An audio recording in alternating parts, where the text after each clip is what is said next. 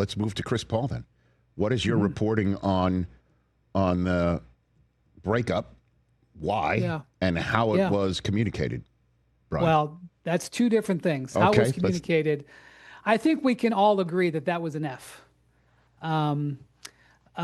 If you want to take Lawrence Frank at his word, the Clippers president, which I will, they decided that he was going to be sent home on Sunday, which makes me wonder why he was in Miami on Monday and why he was still in Miami all day while they had plane problems on Tuesday and while they decided to have a meeting at 11 p.m. Like, it's not the way to handle a two-way guy, quite frankly, much less handling a first ballot Hall of Famer who, I think their intention was to raise his number to the rafters. And, when you go into the Hall of Fame in basketball, it's not like baseball. You don't wear a hat. But, I mean, he could have gone into the Hall of Fame essentially as a Clipper. And so you just don't treat somebody that way.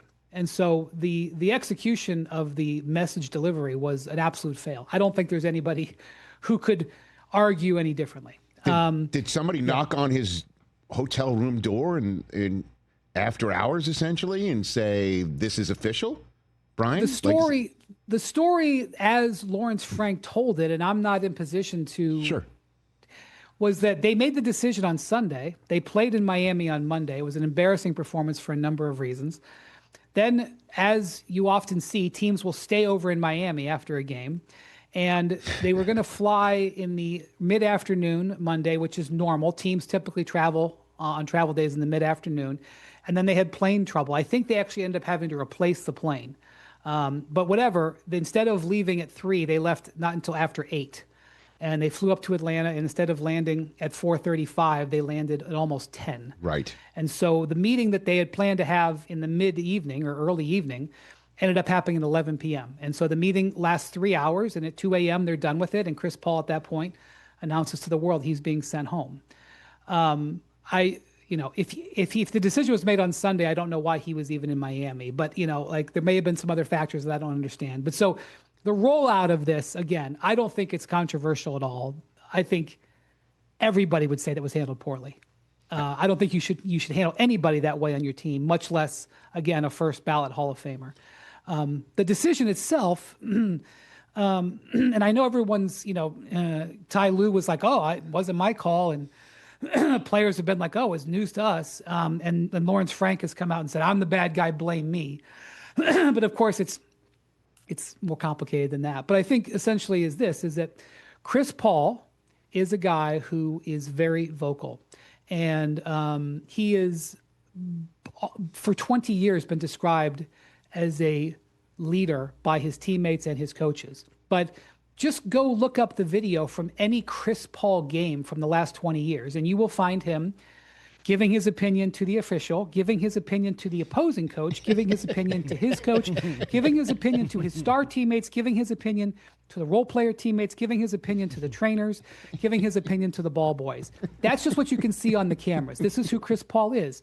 And when you are a star point guard who almost always has made your team better, that's part of the package that you wanted with Chris Paul. You want your point guard to be like your quarterback, to direct guys, to do this. I mean, it was Chris Paul being proactive and like walking in the Hollywood Hills with Bob Iger, taking the bull by the horns, that got the NBA bubble put together, okay?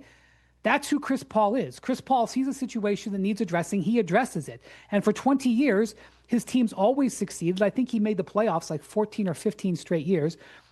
His teams were always striving to be better. They were not underachieving teams. Maybe there was 1 or 2 years where they didn't go farther in the playoffs, or maybe that you thought should have been the 2 seed and they were the 4 or whatever. But for the most part, he was on achieving teams, and he was the starter. He was the 82-game starter last year in San Antonio. So this year, he's in a position where he's the same guy, and now he's playing a bit role where he's, the second or in some cases the third string point guard. And the team, instead of being achieving, where he's one of the stars, was woefully underachieving. And so I think it hits differently in the locker room when you're a bit playing role player, still being the guy who was the starting point guard and first ballot Hall of Famer. Now, you can say that why didn't the Clippers understand that when they signed him? And I would just say they thought they did. And there was a lot of things about this roster in this season that the Clippers thought. For example, the Clippers thought that they could replace Norman Powell with Bradley Beal and they'd be fine. That's obviously been a dramatic miscalculation and is one of the main reasons why they are 6-16 and woefully underachieving. Having Chris Paul's personality not fit on a losing team is a miscalculation, but not the most egregious miscalculation. The fact that they handled it this way, which is, like I said, the F- apart this all, exacerbated this and made it look really worse, and is just part of another miscalculation that has basically defined the season. Well, wow. Number one. Number two, Chris Paul doesn't want to go out this way at all. So what happens now? Where does he wind up? So it's complicated. I saw headlines yesterday saying the Clippers have released Chris Paul. In fact, they have not. He has not been released, and he will not be released, I don't think, for the foreseeable future. And he has not been traded, and he's not even allowed to be traded for at least another 11 days. I don't know how much you want me to get in the weeds here. NBA teams have to have 14 players on their roster. It is the rule. The Clippers have 14. The Clippers only have about $1.2 million in space that they're allowed to spend under the first apron. I know it's exhausting to talk about this, but if they cut Chris Paul today, they do not have enough money to sign another player, okay? So they have to do one of two things. They have to trade him to another team, which I said they can't do for 11 days because as a newly signed player, you can't be traded until December 15th.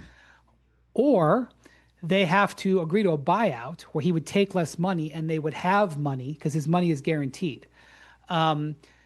Either way, you're talking about negotiation and seeing how things play out. So what I would expect is that Chris Paul does, I have a good feel that Chris Paul does want to continue this year. He is going to retire at the end of the season. He does not want to go out this way.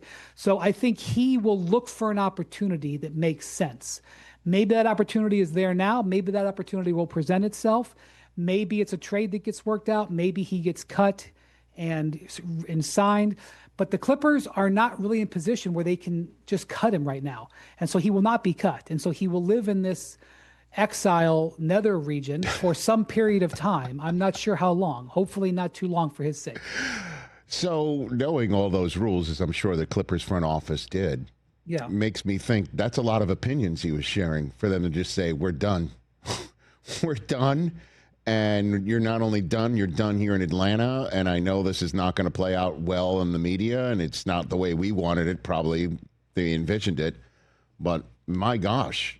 As somebody who's been around, somebody who's been around pro sports and is a problem-solving person, you may be seeing why the story that we're being told isn't 100% the actual story, because nobody would say, oh, the plan is to cut him in the hotel in Atlanta at midnight.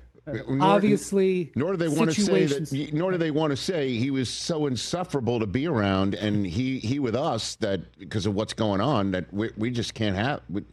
You know what I mean? Like I just said the words of what I'm trying to pick up from all this. My goodness gracious! Hey, you made it all the way to the end. Thanks for that. Check us out every single day streaming live on Disney Plus and the ESPN app, 12 to 3 Eastern.